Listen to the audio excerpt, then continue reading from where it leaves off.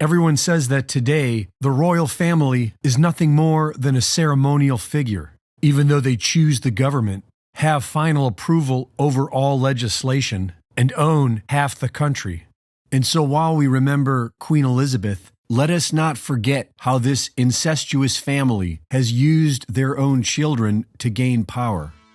Parliamentary lawfare over trading rights between England and Scotland led to the first iteration of the United Kingdom in 1707 and created the legal groundwork for George of Hanover to be crowned King of England and Ireland in 1714. He was 55 years old, married to his first cousin, and didn't speak any English because he was from the German House of Hanover. The English people were not happy about this, and his coronation was met with riots all across the country, followed by years of rebellions. His grandson, King George III, inspired the American Revolution, and when his granddaughter Victoria married her first cousin, Prince Albert, the House of Saxe-Coburg and Gotha took sway over the country. Throughout the First World War, the people of England were questioning the loyalty of the German bloodlines who ruled over them, which prompted the royal family to change their name to Windsor in 1917. 9 years later, Queen Elizabeth was born, who was initiated into the Druid Order in 1946, married Prince Philip of Nazi bloodlines in 1947, and gave birth to Charles in 1948.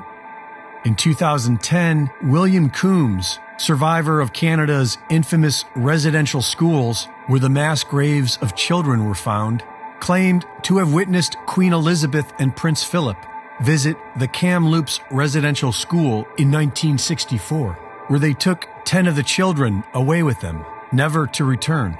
A year later, William Coombs dies in the hospital. In 1988, Prince Philip told the German press that he hopes to be reincarnated as a deadly virus to help with the population problem. And his son, King Charles, likes to joke on television how he is related to Dracula. His Royal Highness Prince Charles, who can trace his ancestry back to Romania's dark and distant past. The genealogy shows that I'm descended from Vlad the Impaler, so I do have a bit of a stake in the country. As it were. These royals are the result of an incestuous breeding program wherein children were used as a way to gain power over the masses.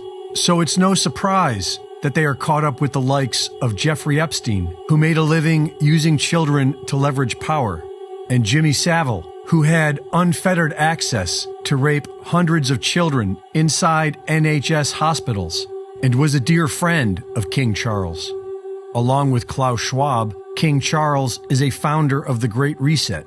He's as green as Greta Thunberg, and last year he announced the need for a military-style campaign to bring the world to zero emissions. Here we need a vast military-style campaign to marshal the strength of the global private sector. With trillions at its disposal, far beyond global GDP, and with the greatest respect, beyond even the governments of the world's leaders, it offers the only real prospect of achieving fundamental economic transition. So, how do we do it? We know how they'll do it. By cutting off Europe's fuel and forcing the people back into the 1700s. Reporting for InfoWars, this is Greg Reese.